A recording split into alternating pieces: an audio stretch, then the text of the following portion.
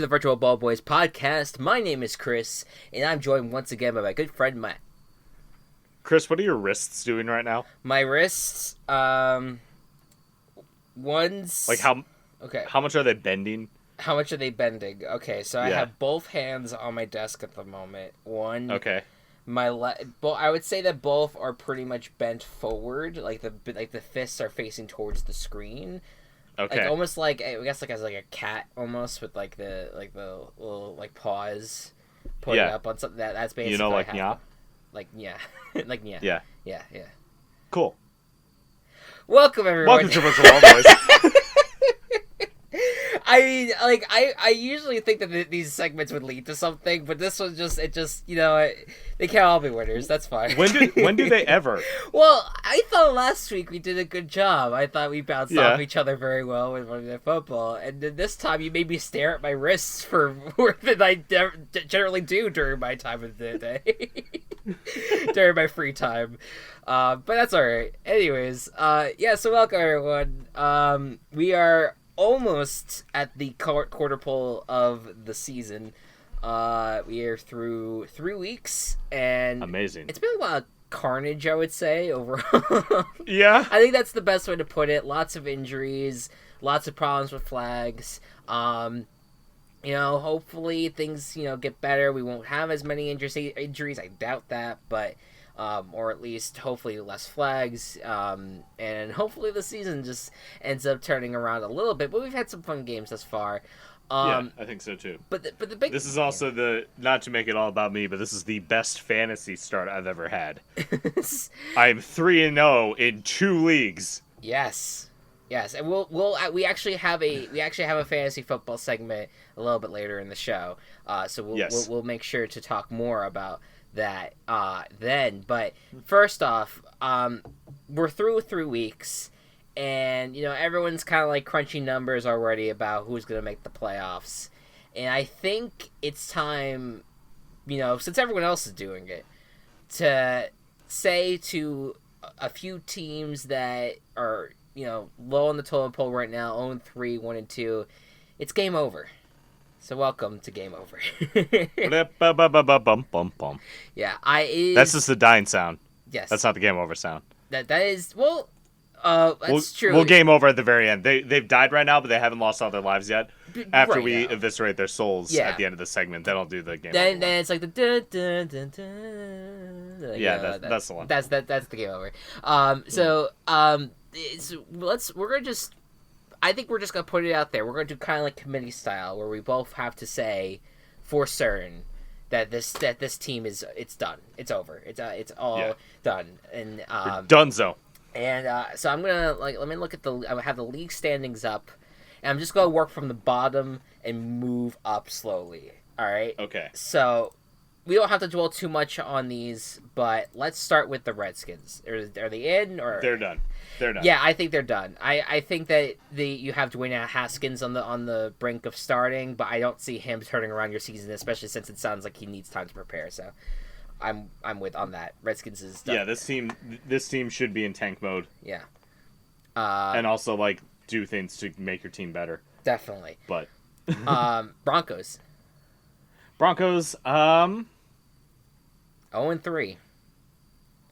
I think just because of their division, they're done. I would agree on that. I'm a little surprised. I thought the Broncos would have been your second place team, at least behind the Chiefs. I'm a little surprised by their showing. No sacks by this defense. What in the world? I know, the Vic Fangio defense with Von Miller and Bradley Chubb. What's going on? Yeah, it's very weird. He needs to get back up in the booth or something. Maybe the Bears are okay after all without him.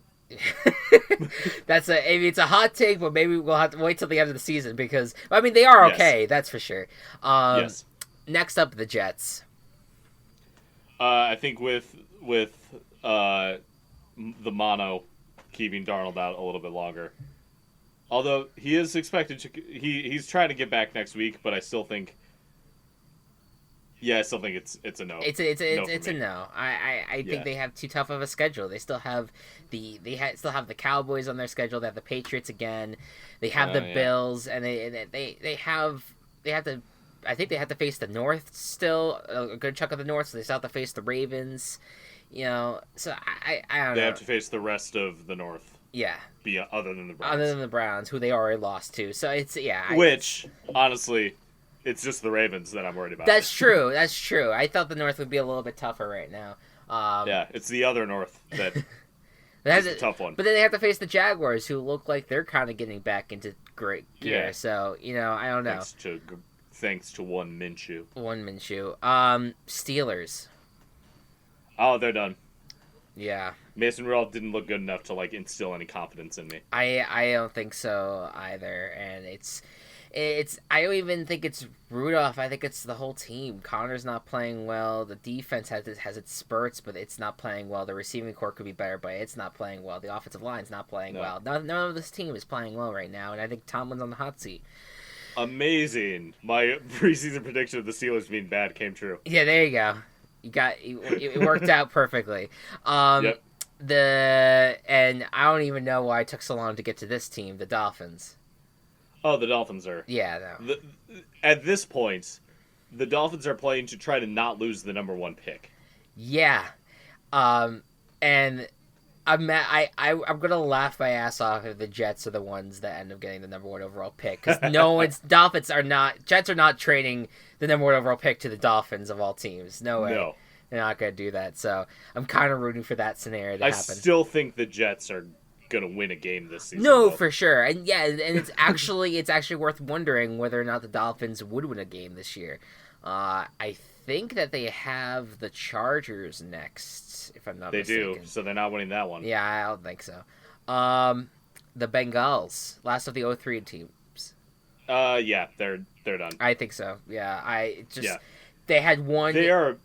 I will be honest, they are much better than I was expecting them to be, just as a team and an offense. But low expectations to begin with. I have to. I think that they played good in the first game, and then they played well in the last game too. They kind of came back, but it just, I don't see this team really being a consistent factor in things. And if things go south this upcoming week, against the Steelers team, that this is the perfect opportunity to face the Steelers. Yeah, it's not going to work out for you. I would say we'll call them dead as well. So all the 0-3 teams we think are done. Yep. No hope. What about the only other undefeated team that's not 0-3, and or the only winless team rather that's not 0-3, and that's the Cardinals. I think they're done as well. Again, they've been surprising me a little bit, but you have the Rams, and for some reason the 49ers in your division. I mean, they're in there for a reason, but they're still a threat. And you have to face the Seahawks twice, you have to face the 49ers twice, you have to face the Rams twice. I just don't see them winning. Not a likely path to. I don't see them winning 4 of those games, or maybe or even 5 of those games. Rather. They will win games. They will, yeah. But they're not going to win a lot. No, I don't think so. All right, so now this is where I think the segment gets interesting, because now you get into the 1 and 2s where they're closer to 500, but it's worth wondering where their I guess the momentum, if you want to call it that, is for them in the season. The Giants are 1 and 2. What do you think? Better chances with Daniel Jones, but they also have the Cowboys and Eagles in their division, so I'm gonna say dead. Yeah, the Eagles twice. They have the Cowboys once. I mean, if the Eagles are still injury riddled by the time the Giants play them. What week is that? I want to say maybe closer to the end of October. I mean, you never know. That's true. Daniel Jones. But they do have to face the Patriots. The second coming of. Oh yeah, you do have to face the Patriots. Their next game's the easy game, and then the Vikings and the Patriots. Right. And then they have the Vikings. Cowboys Vikings and Bears. Is where? Is it? Vikings is 2 games from now. No. I meant Eagles. Is the Vikings at home? It's in New York. I think we have a shot. Okay. just they face just because I just have no Eagles. I have no trust in Kirk Cousins. They face the Eagles twice in December. Yeah, that's tough. I mean, unless you get Barkley back by then. I mean, maybe. Yeah, you'll get Barkley back, but the Eagles will also have all theirs back. They'll probably unless they get injured again. Right. Yeah. It's hard to predict. I think that now, and you know me, I'm usually down on my team. I'm gonna withhold the Giants from the death committee right thus far. Okay. Because I just want to see a little bit more of Daniel Jones. I think that ultimately they won't make the playoffs, but I want to keep them alive for now. They're on the respirator, if anything. Very well. The Eagles 1-2. I can't say the Eagles are dead. No, I can't either. Yeah. I think that they're too good when they have people who are healthy. It's really because they're injured, and they just had some bad luck in the last game. That really is what caused them to lose to the Lions, and so I'm all aboard the Eagles still on that front. What about the Panthers? Panthers. You know, I'm kind of in the same boat. I'm not ready to call them dead yet, due to the success of Kyle Allen. Yeah. Because this is I know it was against the Cardinals. Big asterisk qualifier right there. It was against the Cardinals. But this is the team, this is what I saw in the offense to start the season. And with week 1 against the Rams. This is just the offense. This is what I wanted to see from this team. And what I believed the team could do. Right. So, yeah, there's a chance, I think, still with the Panthers. It's not a good one, but there still is a chance. There's still a chance, and he plays well, and he was helped by Christian McCaffrey. He was helped with that defense playing as well as it did. Got 7 sacks on the guy, on Kyler Murray, so that was also against a poor offensive line. I want to see them. They're facing the Texans this week, so I'm curious to see how they play out against them.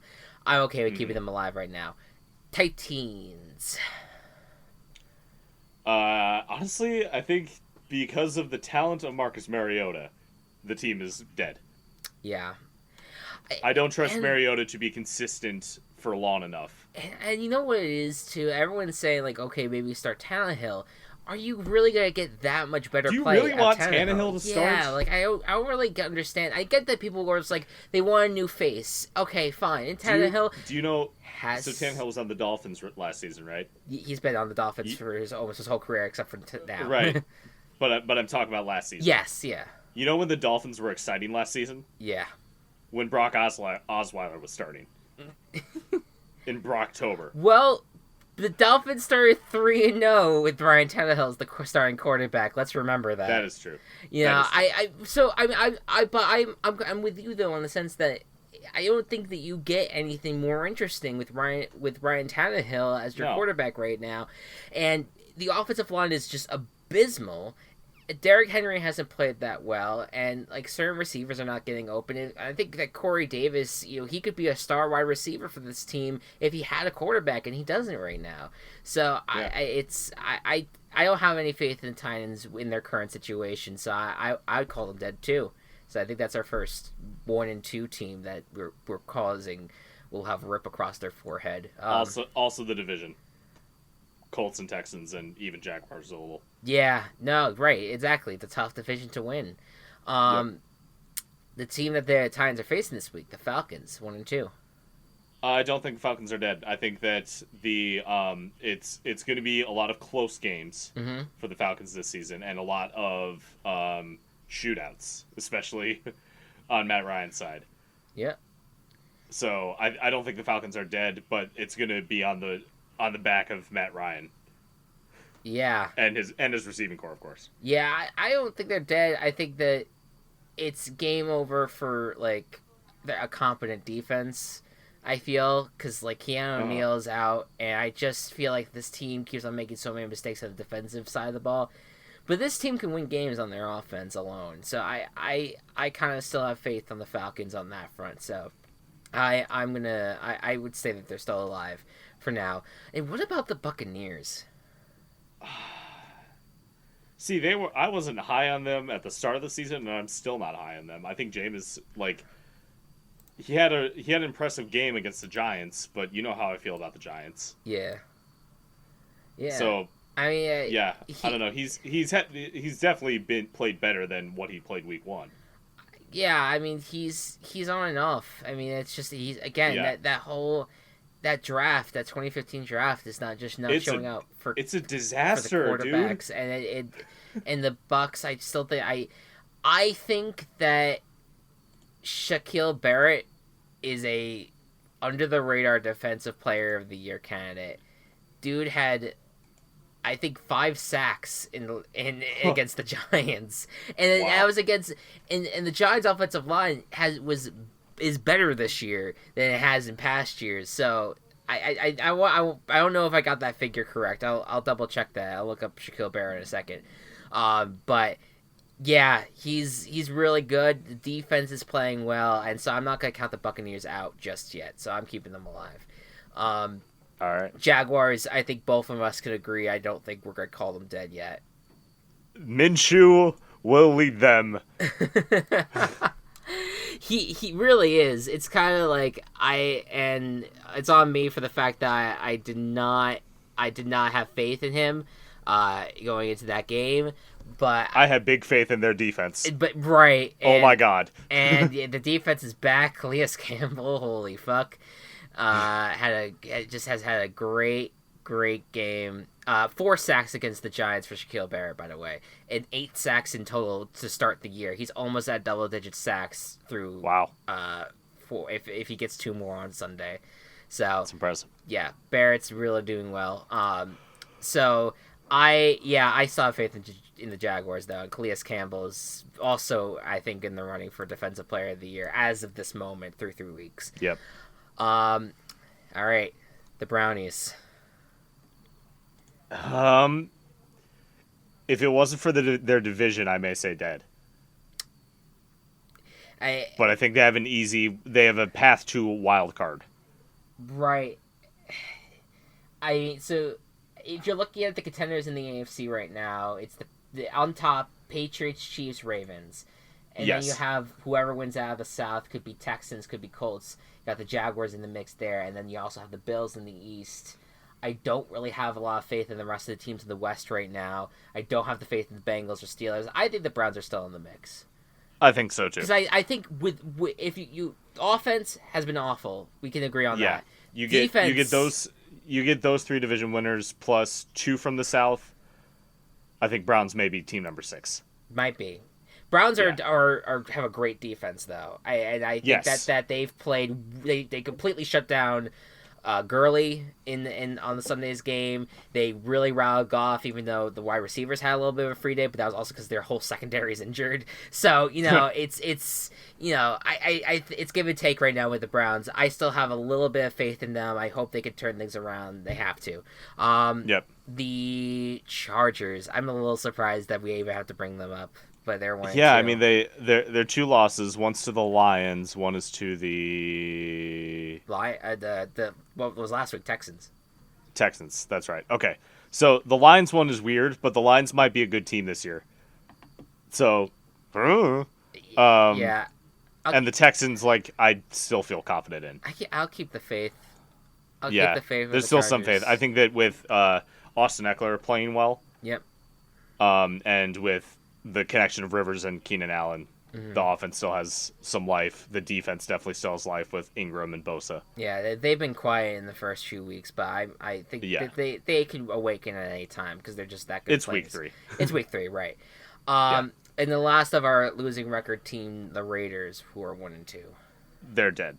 They're the last ones, and we're just gonna call them. They have Darren Waller, who is the only good player on that team right now. It's always their tight end. It's always their tight end.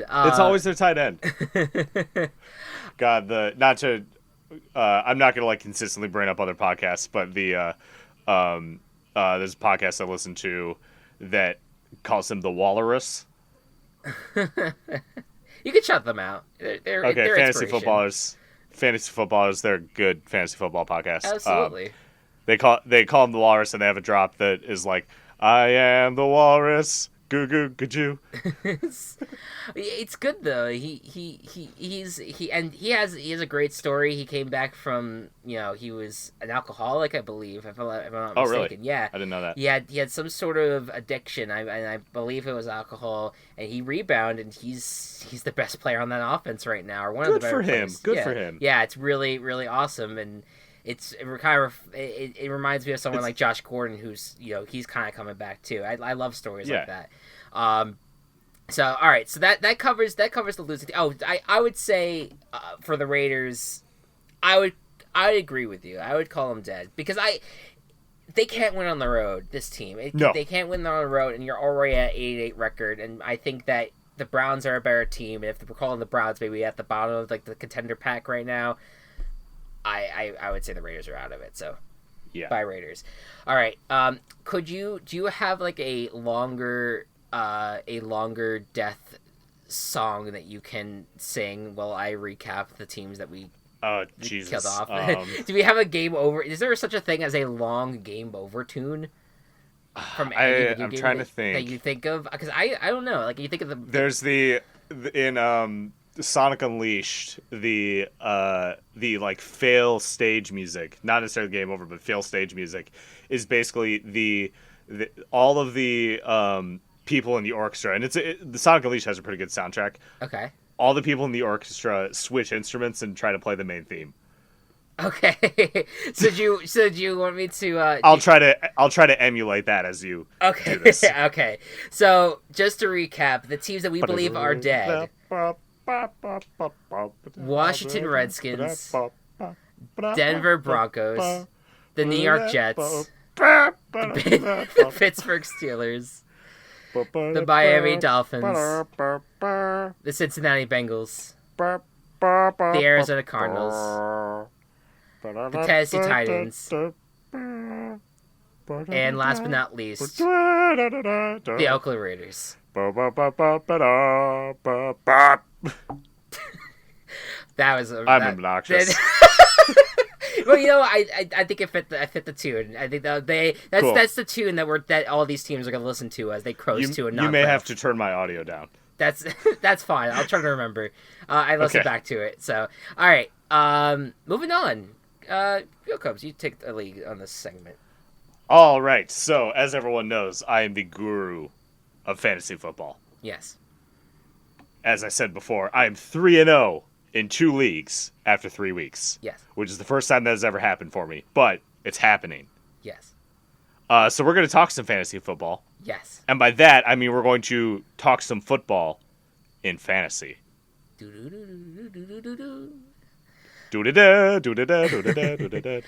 All right, we are going to have some fun, and we're going to take a look at Dungeons and Dragons and try to figure out what the Dungeons and Dragons classes would be as football positions. Yes, and yeah, we were initially thinking about doing something along the lines of the virtual GMs, but I think it's just an interesting discussion because there's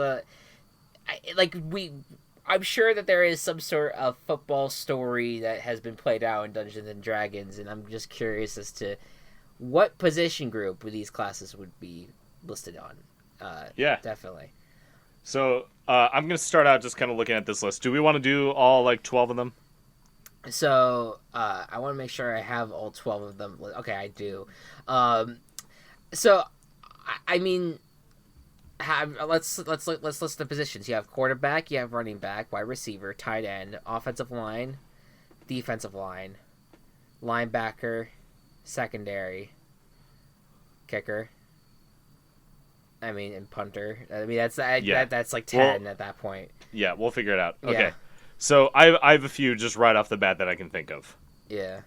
All right. So what do you got? So right away the rogue is going to be our running back. I agree with that because they're elusive. Yeah.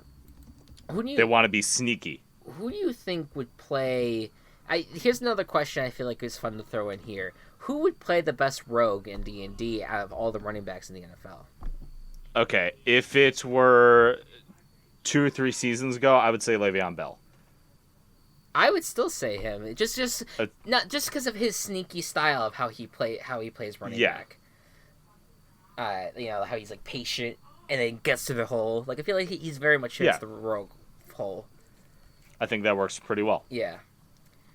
All right. Next, the other one I had, excuse me, right away was Ranger. Okay. Was going to be the kicker. Or for tactically minded players who might enjoy role-playing loners, fighting from a distance and using the game's landscape to their advantage. Is it Ranger? So explain to me what generally is a Ranger. A Ranger's like someone who like fights mainly with a bow and arrow.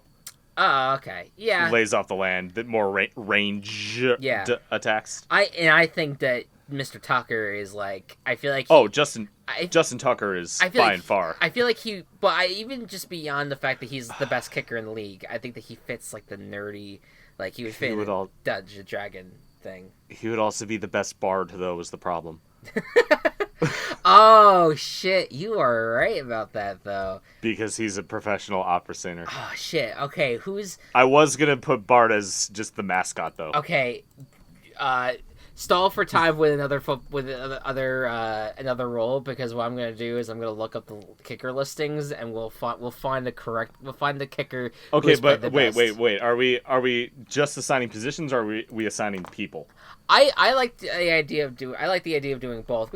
We could not do it for every single one. I just find it interesting. All right, because I was thinking Bard would be the mascot, the entertainment, the halftime show. Interesting. Yes. Okay. So that I don't know NFL mascots very well, so I don't know which one would fit best.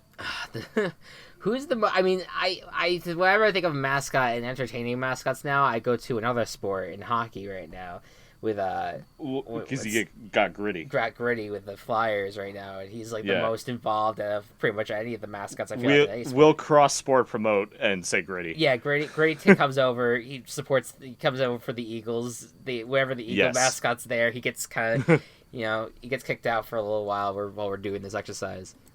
Yes. Okay. Some of these other ones I think are a little bit harder. Yeah, it's definitely. Which position is the most related to selling your soul away? Oh my god. I feel like what do you mean in the context of selling your soul? Like, is it? Well, in D&D, the warlock needs to make a demonic pact of some sort. Which is obviously Tom Brady, but I don't think that fits quarterback as a whole. It doesn't. No, I feel like it's a defensive player, I would say. I feel like one who steals souls is maybe one who steals interceptions, so I feel like a defensive back. It's a cornerbacks. Yeah. I'm thinking of something along those lines of a player that is there to just, I mean, I feel like you can make the argument for any defensive player, but I feel like specifically, defensive back trying to intercept the ball as much as possible. They rob people of their dreams, essentially. Yeah, quite literally. So they steal their soul. They're the ones who are a pact is being made with. Yes, of sorts. Yeah, I agree. Or they're stealing souls to get back what they have lost. Now, when I think about chew on that food. Yeah, that's deep. I feel like someone that is out to get, or I mean, this is also maybe going back a few seasons, but I mean, he has had a good start to this year. Richard Sherman. I mean, I just feel like he's out to in a good way. I like Richard Sherman. I think that I think he's always out to just torture quarterbacks and wide receivers. Torture quarterbacks, prove himself. Yeah, and I feel like Richard Sherman kind of fits that. Maybe Jalen Ramsey in a little bit of ways as well.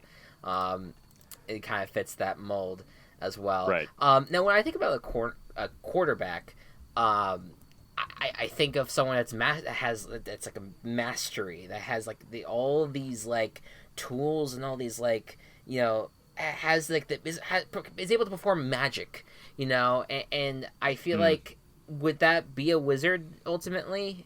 That I think so. I was actually thinking paladin for quarterback, because they're kind of the gold standard to which everyone is compared to. Okay, so it's they're just they're the golden angels from heaven. They get all the attention.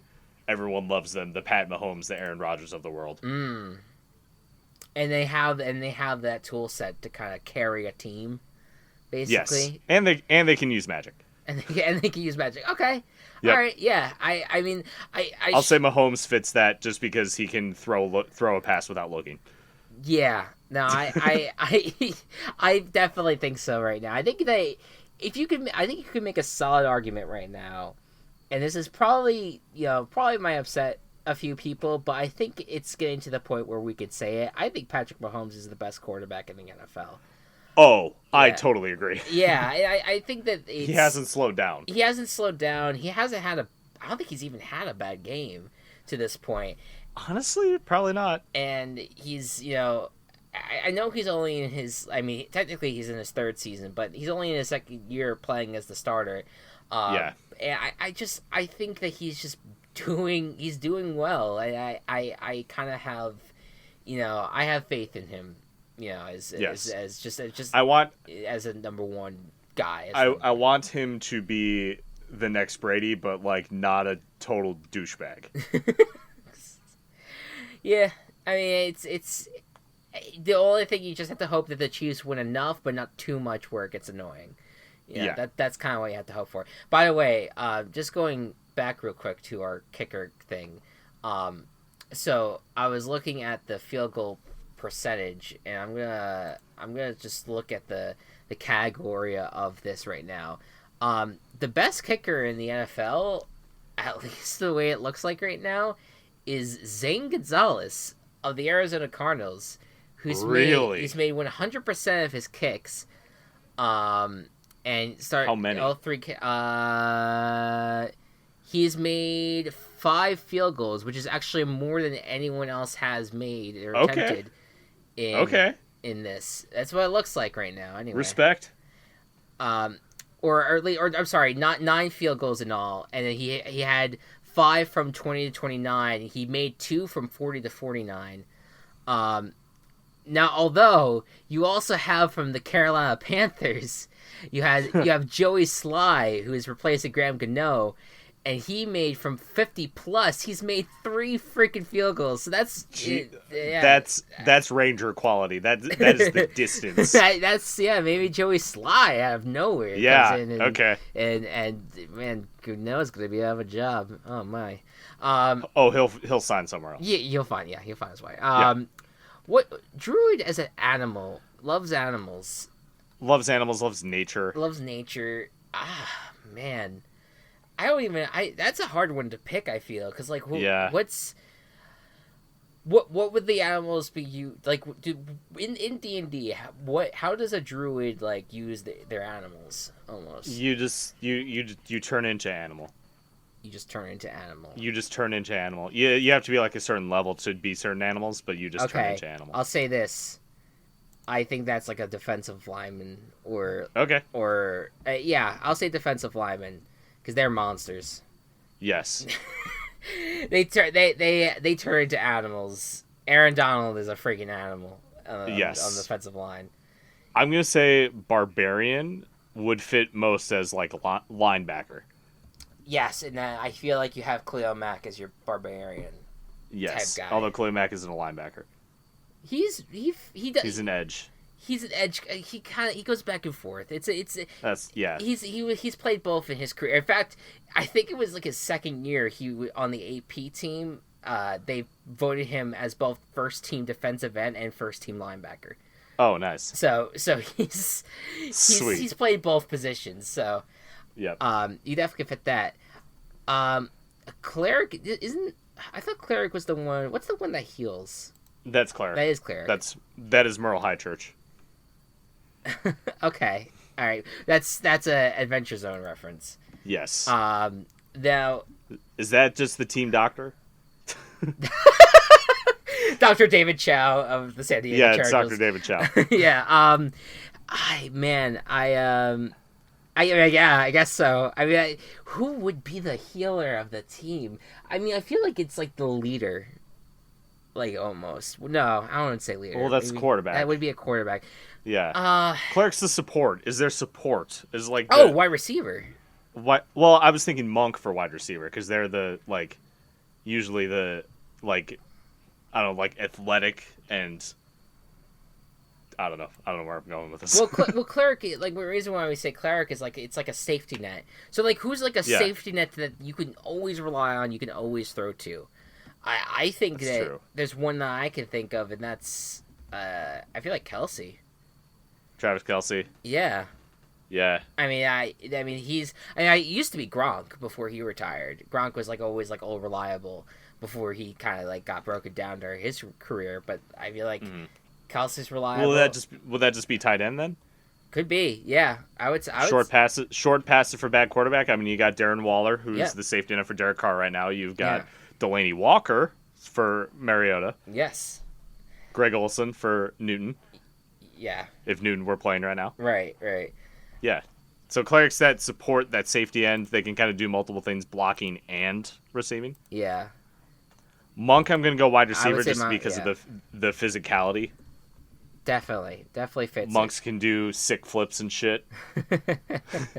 Yeah. Team sick flips. Yep. Yeah. Okay. Fighter. Yeah. Fighter, I'm just going to say O-line. Oh, wait. The cleric is the offensive line. Oh, yeah. That makes support. Sense. That's a support that protects the strongest players. Yeah. I'll go with it. Yeah. All right, what's our fighter tight end then? I would say that. Yeah, so that can kind of like serve as a tight ends. Tight ends are big. Yeah, and they're big. They're like big-bodied people. Big boned. So sorcerer and wizard are going to be the hardest, I think. So are those the only two that we have left? Yes. Okay. All right. So sorcerer and wizard. I would. So was there any position group that we have not mentioned yet? Because I feel like we actually hit everything at this point. I mean, we technically need all the safeties are part of defensive backs. Yeah, I would keep that there. Yeah. We haven't hit punters. I would combine a sorcerer and a wizard for one really good punter. We could also do wizard being like the head coach / play caller because they study everything. Yes. And so I'll do wizard head coach. Yeah, and the sorcerer. And they're very frail, so they don't want to be out there actually playing. Yeah. But they know a lot of stuff. Yeah. Okay. I mean, you kind of described Belichick with the frail part, but yeah.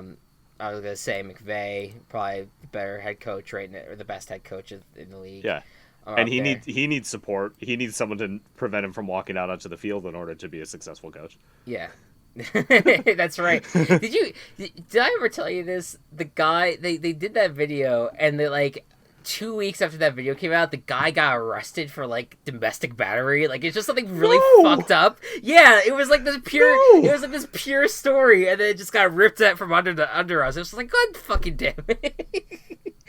I don't even know if he ever even returned to the team. That's ridiculous. Yeah, it's really screwed up. It's the NFL. What are you gonna do? And sorcerer, I would just say, would that just be an assistant coach? Sure. Let's just do it that way, and that's Wade Phillips. He's a sorcerer. Yeah. To the sorcerers technically if wizards study a lot to learn magic, sorcerers have the magic inside themselves the whole time. You know what? That's not a bad analogy because sometimes you have the head coach, but then it's the coordinators that stand out, kind of how Kitchens was last year, where the as the offensive coordinator to Greg Williams or whatever. Perfect. Yeah. We did it. We did it. We named every position. Yeah, very. I think it was. I like those kind of discussions. So we'll kind of any other weird aspect of life that you think that we can kind of bring into the football world, please let us know on Twitter at Virtual Ballboys.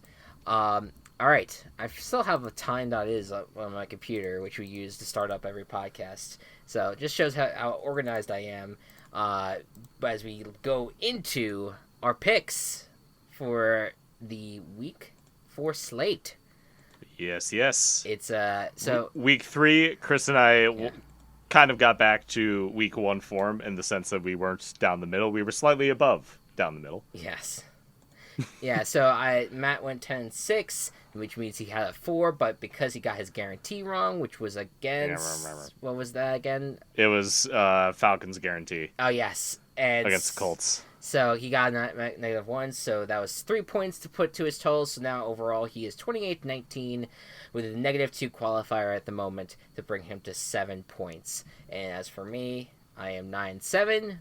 I was 9-7 in week 3, which puts me at 2 points. But I also lost a point because I bet against Daniel Jones, and I did not really regret it. I'm very happy about it.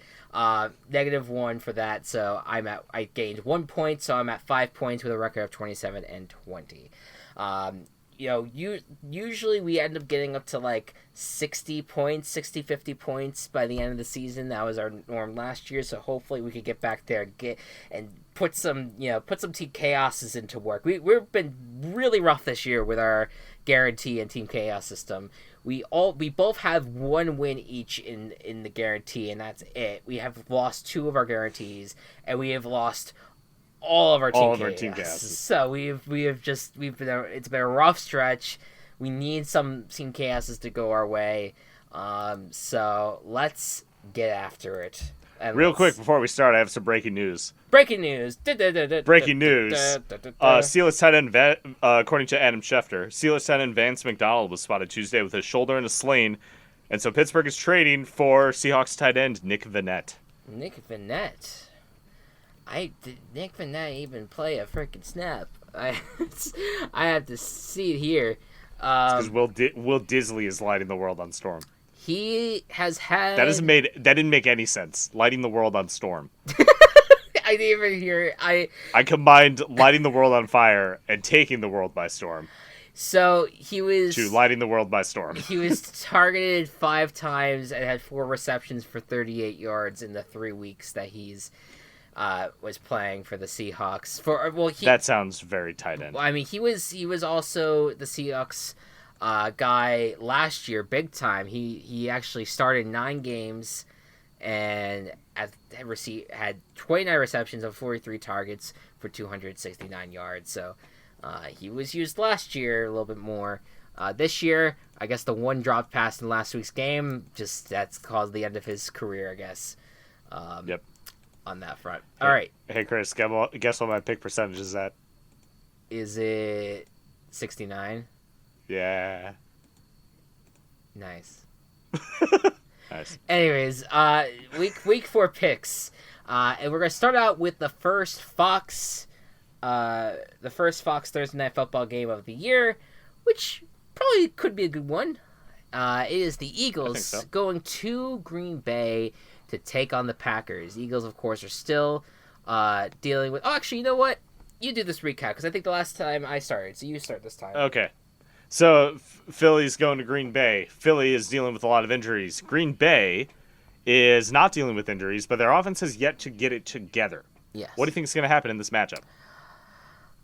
I have been really skeptical about the Packers all season still, just on the offensive side. Their defense has showed up, though, and I like the Eagles. It would be shocking to see them go to 1-3, but I'm going to go with the Packers because they're at home and defense is playing really well, and if the Packers can really bring the offense for a full game, if they can bring the offense for a full game, they're easily winning this game. They may only need a half, though.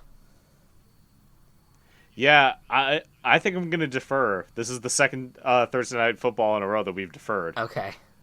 But I feel the Packers offense just I need to see more from them. Mm-hmm. They have a few good drives and then they stall the rest of the game. Sure. And they pray that the other team doesn't catch up to them. Right. The Vikings almost did it. The Bears couldn't. The Broncos couldn't. I think the Eagles are a better team. Yeah, they have a lot of injuries, though. They do have a lot of injuries. Their 2 losses were close, though. It was. Yeah. So I'm gonna stick with the Eagles with this. I don't feel confident about it. Yeah. But I feel the Eagles. Yeah, and I really don't want the Packers to be 4-0. That's fair. I can understand that. One thing that works in your favor, Alshon Jeffrey was a full participant at practice this week, so he should be able to play. That's a big weapon for them that they can use. If I had to trust any one unit in this game right now, it's the Packers defense. So I'm gonna go with that. Next up, the Tennessee Titans are going to be going to Atlanta to take on the Falcons, and the Titans. Oh man, I feel like it's been It's been a long time coming, but it just feels like now everyone has turned against Marcus Mariota. This is the moment where everyone's just now calling for him to be benched, and his career is nearing the end for the Titans. They need to turn it around, and the Falcons, they're in a similar situation in that their back is against the wall. They are 1-2, and they need to get to step in. They need to get moving. And their offense is looking good. Their defense is not doing as hot. Matt, what do you think? This passing attack is too good for the Falcons. I trusted them a little bit too much last week on the road against the Colts. Yep. But I trust them so much more at home against the Titans. Yeah, I can agree with that. My one concern with the Falcons is that Matt Ryan currently has the most interceptions thrown in the league. Yeah. Which is wild. It is rough. But he also, completes passes. Well, so the thing about Dirk Cutter, Mr. Former Buccaneers head coach, his system kind of makes it so that way Matt Ryan is much more risk heavy. They take a lot more risks, which ultimately leads to him throwing more interceptions. So I don't think it's like Matt Ryan is in decline. I think it's just the system that Dirk Cutter has for him. And I'm okay with that. Yeah, I'm with you. I think the Falcons. And literally, like I just said with the previous game, if I had to pick a unit that I trust, it's going to be the Falcons offense in this matchup. And I like it a lot. Titans, I think that they had one really good game, and now they're just falling backwards. I just don't know if they can recover from it. So I'm going Falcons. The undefeated New England Patriots travel to Buffalo to take on the equally undefeated Bills team. Yeah. Both teams have won all their games this season. That's what undefeated means. Yep. I'm trying to state some facts about this game. Well, the Patriots seem dominant, and the Bills still win their games. So, what do you think is going to happen in this one? You're great.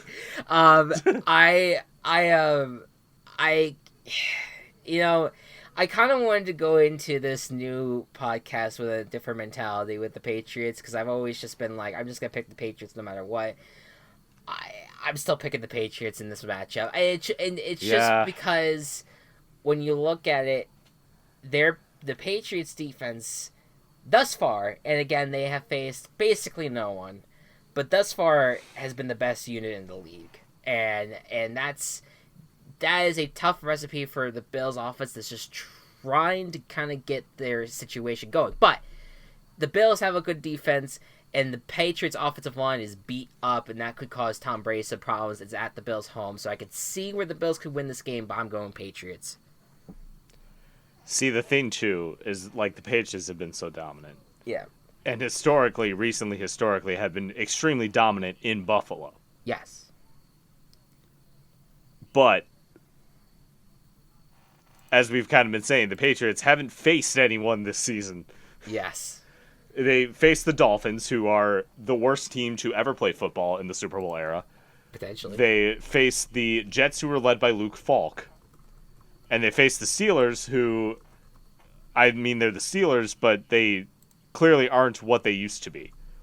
Yeah. And I see a path to Buffalo winning. I'm going to team chaos the Bills. I don't see a big path, but if this happens, I expect a trophy next week.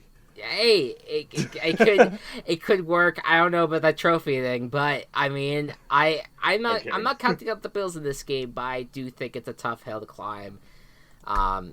And I just realized something. I'm guaranteed the Patriots. Let's go, our guaranteed Team Chaos battle. I forgot that I wrote down ahead of time that I had guaranteed the Patriots to win this game. And now I remembered, and now I think this is one of our few times that we have a guaranteed Team Chaos battle. Yes. And I'm excited to see what happens here. It's in this case, it's better to be the Team Chaos, because if you get it right and I get it wrong, it's the number of points. Yes. But if I get this right, it's all hell breaks loose for me, and my season is in jeopardy. Essentially, I'm okay with that. I think it's a good risk. Part of my faith in the Patriots. I think you are taking much less of a risk than I am. Exactly. Well, but I think it's two undefeated teams, and I think both have a good chance at winning the game. But the Patriots are obviously the favorites here, and I'm gonna guarantee it because I don't think the Bills can do it. Prove me wrong, Bills. I would love to see it. It would be awesome. Next up, the Browns coming off a tough loss against the Rams, going to Baltimore to take on the Ravens, who also just had a very not as close as we initially thought loss to the Chiefs. And it still ended up being rather close. Well, it's close. It was not as close as the final score indicated because they had to come back for it. And the Ravens and the Browns, both of these guys are basically, these are your two teams that have a shot at the division at this point, with the Steelers and Bengals just falling through the wayside. So this is a big battle, and it's basically a get-right game for the Browns, and it's for the Ravens to right the ship after their first loss of the season. What do you think, Matt? I think that the Ravens are going to take this game handily, mostly because of the fact that the Browns' offensive line cannot stop anyone from getting to Baker. Right. Nick Chubb's been playing well, but they need Baker to be able to do something in order to have their team do something on offense. Yeah. Where Lamar Jackson has admittedly been facing bad defenses this year, but has been kind of leading this team to doing some good things. Mm-hmm. I'm really confident in the Ravens in this game, and I'm going to guarantee them. Yeah, I think I'm going to pick the Ravens as well, and it comes down to the fact that I think that there's more for the Ravens to work with here than the Browns, because I think that the Browns are limited because of how bad their offensive line is right now. The one thing, though, like you just said, the Ravens haven't played a great defense this far. The Browns, that's a good defense, and they've played well throughout the season here, and I could see where the Browns could really give Lamar Jackson some issues. So we'll see if the Ravens can overcome that to win the game. I think they will, and I'm taking the Ravens as well. Next up is the undefeated Kansas City Chiefs travel to Detroit to take on the undefeated Detroit Lions, which is a weird sentence to say. Yeah. They tied against the Cardinals, but then they beat the Chargers and the Eagles. Yep. Which is wild with this team, with this head coach. Yeah. Yeah. I think they've gotten a little bit lucky, but overall the Lions are still undefeated. However, Patrick Mahomes is on the other team. What do you think is going to happen? Yeah. This was close to being a guarantee for me, but I felt too bad if I picked the Chiefs. Because I think the Lions have really gotten lucky in recent weeks, and I need to see a dominating win if they want me to take this team seriously, and I don't right now. And I see the Chiefs coming in here with Mahomes playing out of his mind, and I think that he plays well enough, as always, to win this game on his back alone. So I'm going with the Chiefs. Yes. Yeah, agreed. Yes, agreed. Yeah. Next up, the Oakland Raiders go on the road again, their worst enemy to go on the road. But this time they're going against the Indianapolis Colts, who are 2-1 on a 2-game winning streak. And Jacoby Brissett's looking good. I don't really have any other major notes for this game outside of the fact that the Raiders tend not to do well away from their home, but may be able to get something going offensively since the defense for the Colts hasn't played outstanding this year.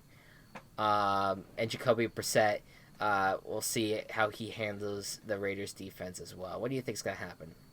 Jacoby Brissett, I'm on him now. Yeah, I got him. I got his back. Yeah. I definitely wasn't as bullish as you were on him to start the year. Yeah. But I can really see his potential and his talent. Yep. And he's got a great shot at leading this team to a division win still, I think. Yep. I agree. So, I'm going with the Colts. Yeah, I just... Speaking of the Colts, I sent you an official NFL tweet on Twitter earlier. Oh, yes. NFL 345, which is the communications department, had a story that took place in Indianapolis, Indiana. So they put it on the map. The problem is the arrow is in Champaign, Illinois, which is where the University of Illinois is. It's very clearly not Indiana. Yeah. Yeah. Yeah. But I guess the Midwest, they just don't care about where things happen in the Midwest. So yeah, it's that general area. Both states start with an I. It bothers me when people don't know their states a little bit. It really bothers me when people don't know geography. No, not so much like the westernmost states, because I get it, they don't matter as much. But sorry guys, Wyoming, although Colorado and Wyoming are the same shape. Right. Yeah, this is what I mean. No, look, Mississippi and Alabama are just mirrors of each other. But I just think you should know the difference between Indiana and Illinois. I think you should just know difference. Like if you are okay, like I'm not gonna shit on people for not knowing things. Sure. But this is a professional organization. That should know where a very rich professional organization that should know better. Yeah, before you put things out, research it. If you don't know for sure, just research it just to save yourself the trouble more than anything. But also like a graphic designer made this. A graphic designer put this together. Yeah. A graphic designer sent this to a social media person, and a social media person uploaded it. Yeah.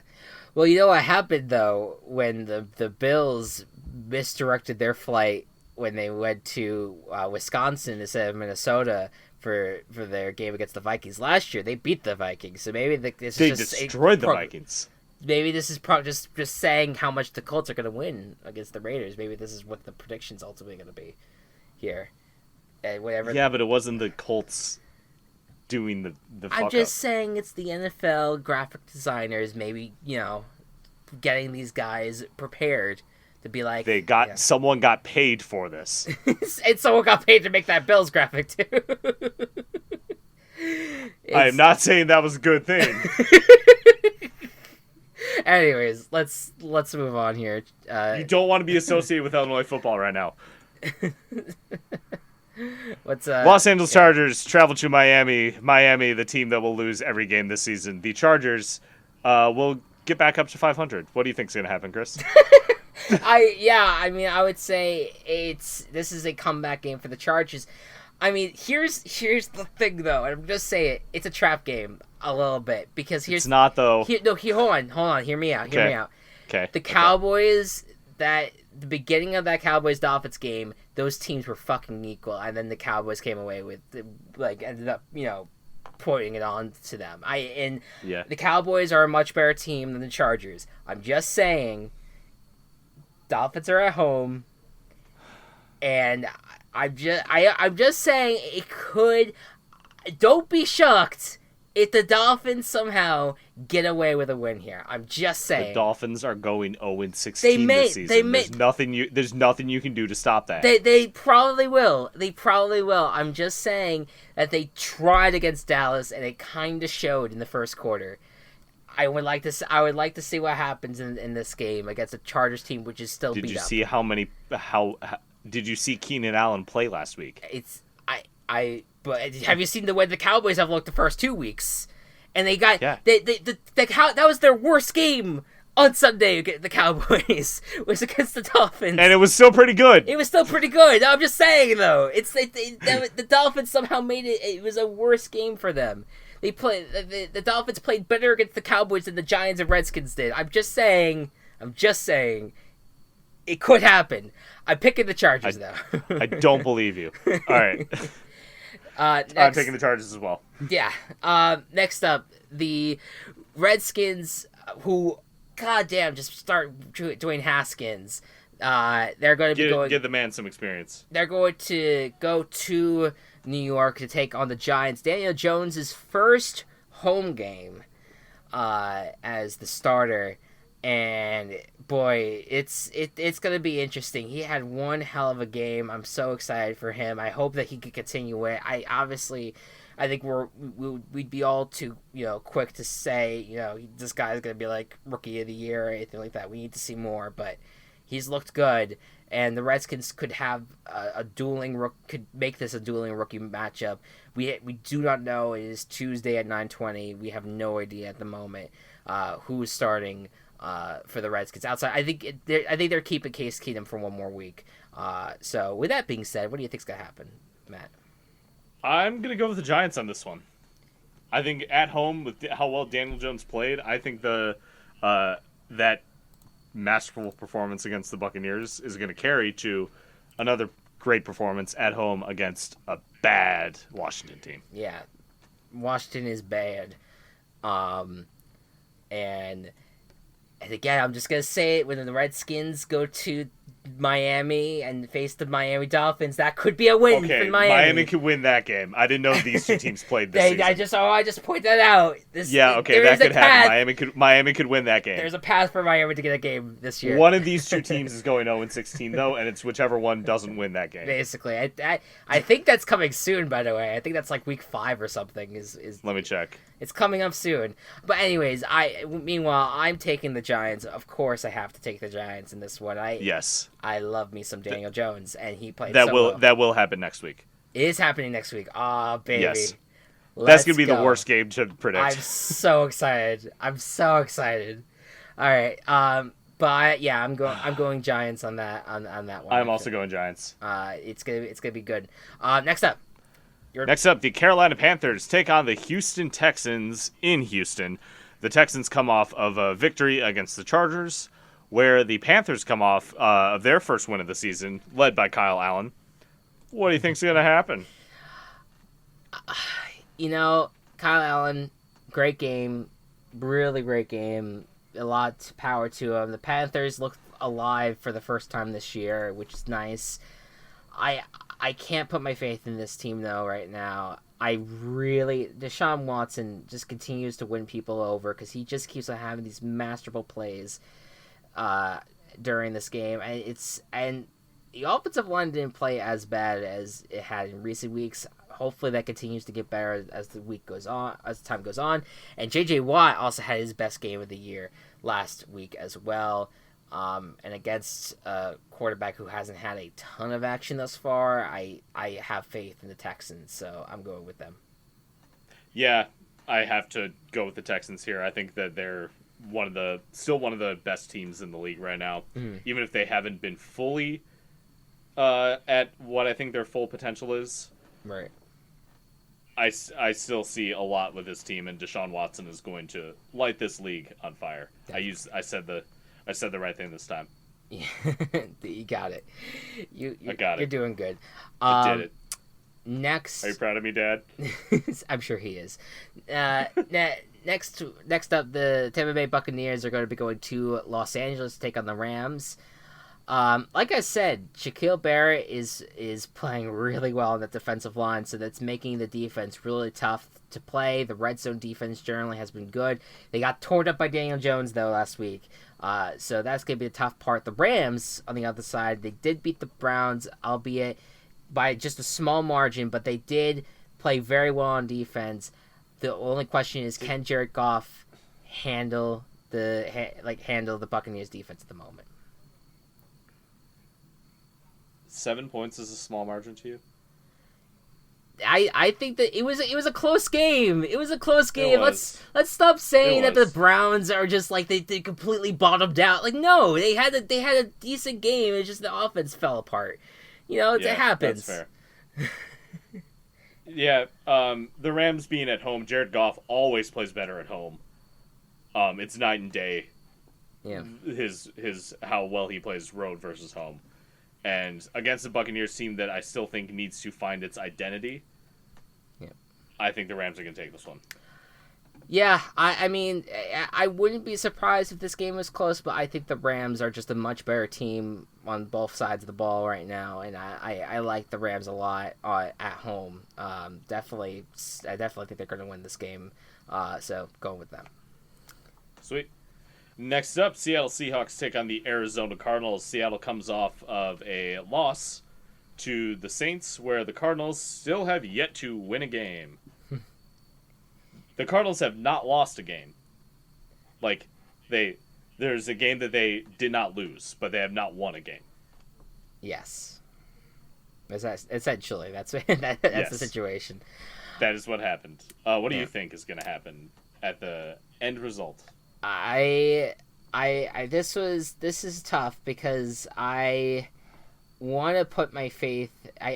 This would have been like pick Seahawks at the day, move on. But I was concerned by what I saw last week. I thought this team became very mistake prone, and for it to happen at CenturyLink, which is usually a safe haven for them in September, it was kind of concerning.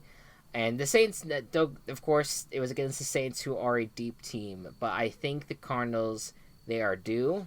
I think that they're going to come out and they're going to win this game in a shocking fashion. I think Kyler Murray is going to get a grip, and I think the defense is going to play well enough at home that they're going to cause a little havoc for the Seattle Seahawks as they move to 2-2. So I'm going Cardinals Team Chaos. I was close to saying Team Chaos as well. It's close. It is. It's a lot closer than this green bar on ESPN says, I think. Yeah.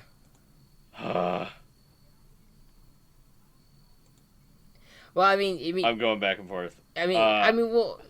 I'll just say this: like, it's you could still keep your Bills Team Chaos. I know. And then pick the Cardinals if you want. I know. But it's the how much faith do I have in either team? Do the Cardinals will actually have something against the Seahawks, or will Russell Wilson ball out like he did last week? Yeah.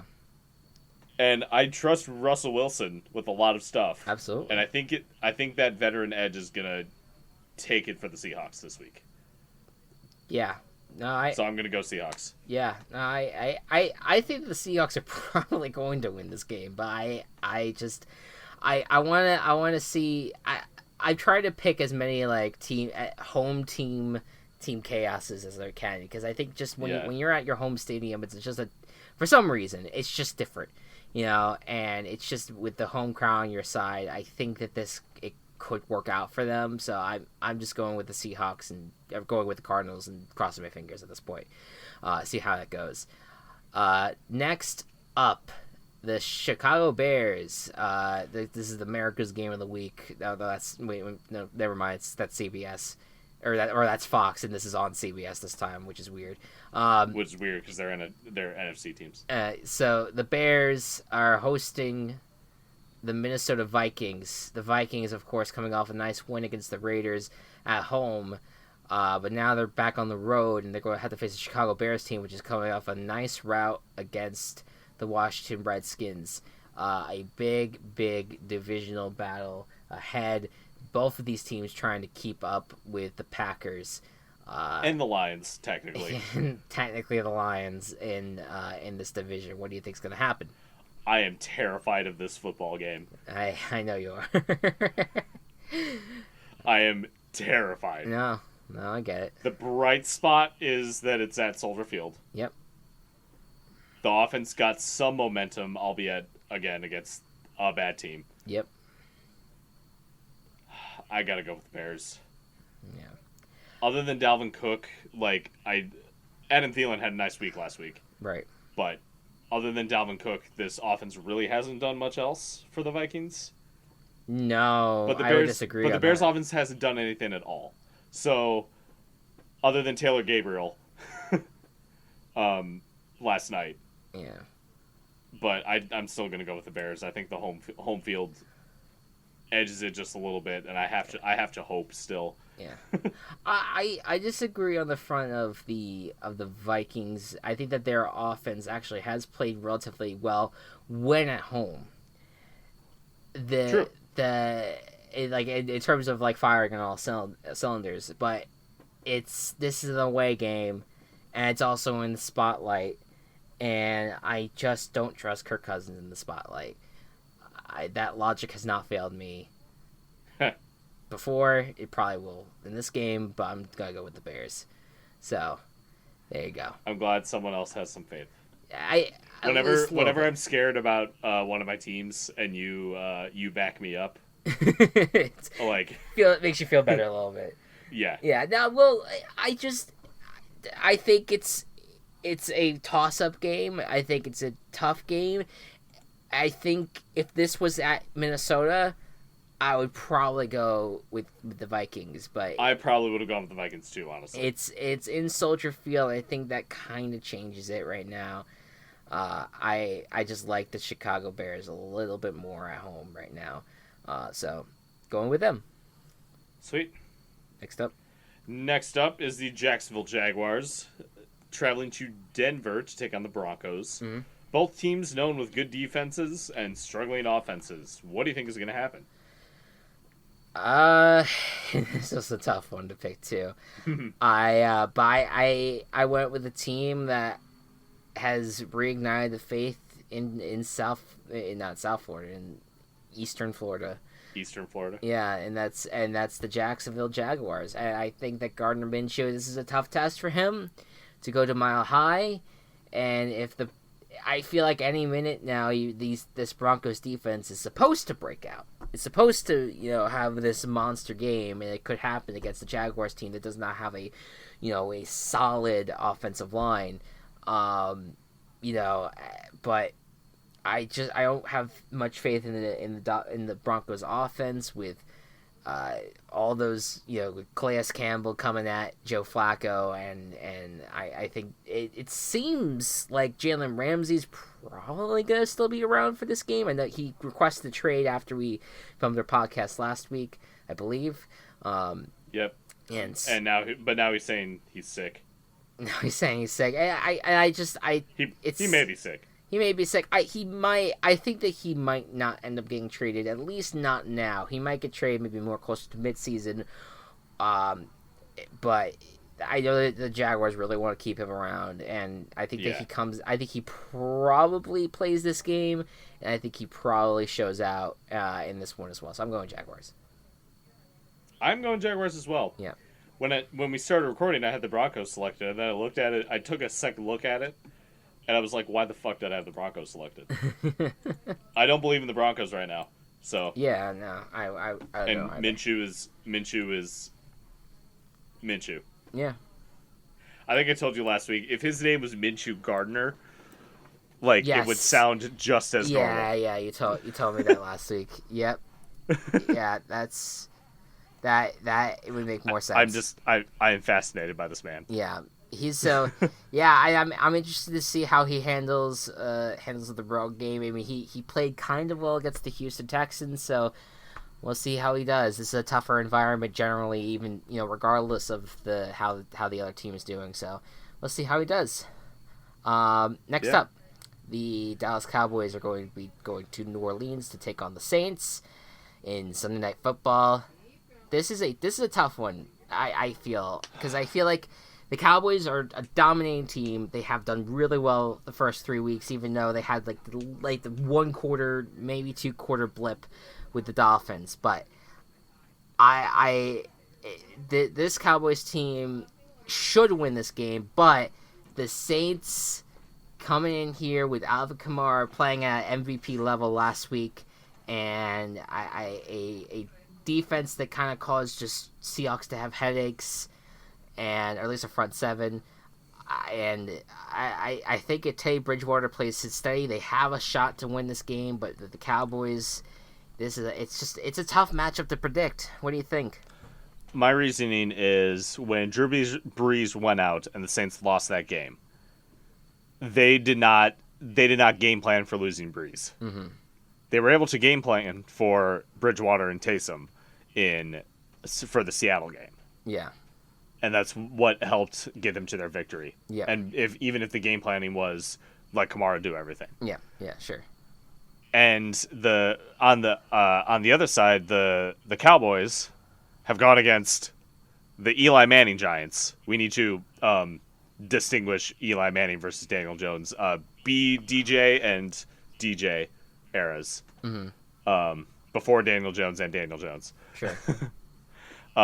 So in the BDJ Giants. You're really trying hard for this right now. I'm trying. It's not working. You gotta keep moving. Washington and the Dolphins. So the Cowboys have played great, but they've played against bad teams. Sure.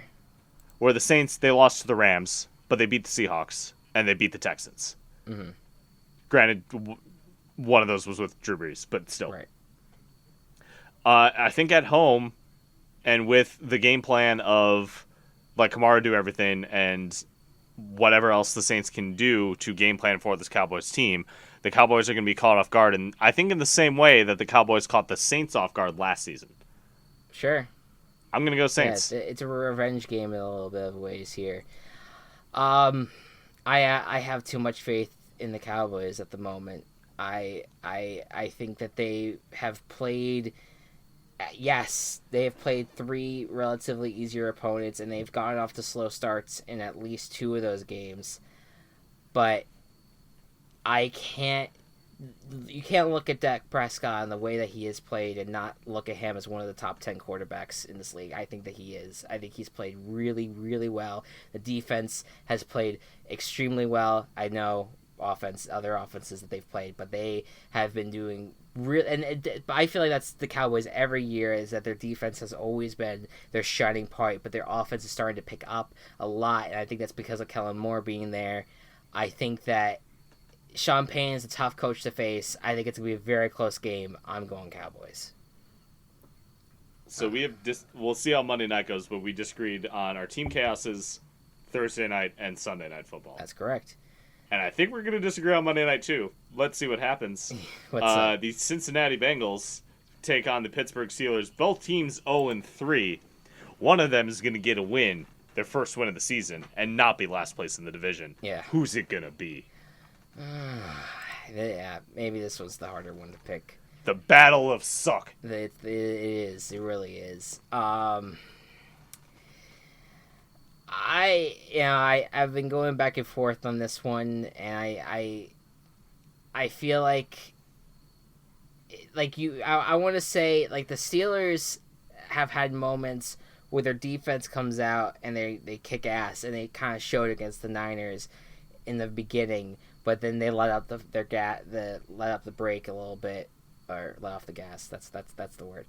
And we're both messing up idioms. Yeah, they completely, and then the Niners end up running away with it. They played a close game with them regardless.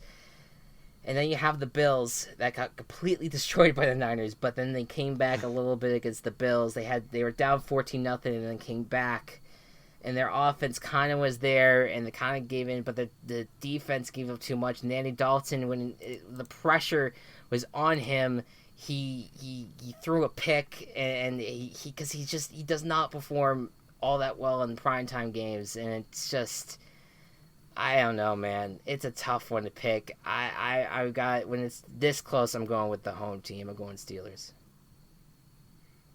Yeah, there's that history of Andy Dalton just sucking ass in primetime. Yeah, that's really hard to ignore. Yep. But then you see what the offense can do against struggling teams, and it makes you think. Yeah. I don't know why I'm picking the Bengals, but I'm picking the Bengals. Yeah. I don't feel good about it, but I didn't see enough from Mason Rudolph to instill any confidence in me. Sure. I could make the same statement by Andy Dalton. True. Although Andy Dalton has the second most passing yards on the season so far. He's all right. I mean, I feel like the whole passing yards thing is tough because you also have to count how much is the wide receiver gaining those yards for the quarterback. And I mean, I don't know what his passer rating is at the moment, but I just think that he does not control the ball well enough. And Rudolph, I don't know, I feel like he was very much a lackluster game against the 49ers. Had his moments, had his faults. It's all over the place. But I think the Niners have a defense, and the Bills, they had defense that stopped the Bengals. I feel like if there's, once again, round robin, put this full circle here. If there's a unit that I can put any faith into whatsoever, it's the Steelers defense. I think that they shine up at some point. So, all right, we have finished these picks. A lot more disagreements than usual. Yeah. I think 5 total. Our Team Chaoses, as well as the 3 primetime games. Yes. So we're gonna be watching those primetime games very, very closely this time around. Yep. And this is the week basically where it's like, what direction is this competition gonna go? Is it gonna be a blowout? Will it matter for on either side? Or will this be a tight contest where one person comes out on top? Like, if all things said, like, let's say I get like 3 of these and you get 2, we're tied again. Like, it's kind of like this. And that's just with picks. Like, points are still to be determined. Right. That. Like certain things will have to go our way with then the points play a factor in it. My God. In the biggest game, it's like the Patriots Bills, because that's guarantee and Team Chaos. Like, that's. There's so much to watch, and there's something in every single window, I believe, too. Yeah. I believe there's a disagreement in every single one. So I would say the one I have the least faith in is the Cardinals-Seahawks game, but other than that, I'm okay with the rest of them, but... both of those are our chaoses, though. So... Right. The Cardinals, I would say I had the least faith on, but... Yeah. That's what happens with Team Chaos. You take risks, and this is how it goes. So yeah, that will do it for the Virtual Ball Boys podcast. We're reached week 4, and next week, since it's the Quarter Bowl, I think we'll do some. Next week we might do a little bit more. What's weird? Next week. I like it's weird. Yeah, because I think that we'll have 4 weeks of information under their belt, and we could really talk about how wrong we have been through 4 weeks of the season. So I think that 49ers and Jets are on bye. Yes, we didn't that's mention true. That. But I mean, we know enough about both of those teams thus far. Yes, I think. If they faced each other, the 49ers would win. I would say as much as well. Definitely, it's an interesting week. It's gonna be fun to watch, and that's it. So guys, thank you all so much for listening. And any last words, any last lessons or quotes or anything to wrap this thing up, Matt? I have some media recommendations. Sure, go ahead. I used to do these a lot on our other podcasts, but just to check a couple other things out to get a sense of, who I am as a person. It's a glimpse into the Matt world. Yes. Yep. The Adventure Zone Amnesty just finished up. The Adventure Zone is a Dungeons & Dragons podcast. Yep. Which is probably the biggest inspiration for what we're doing right now. Yep.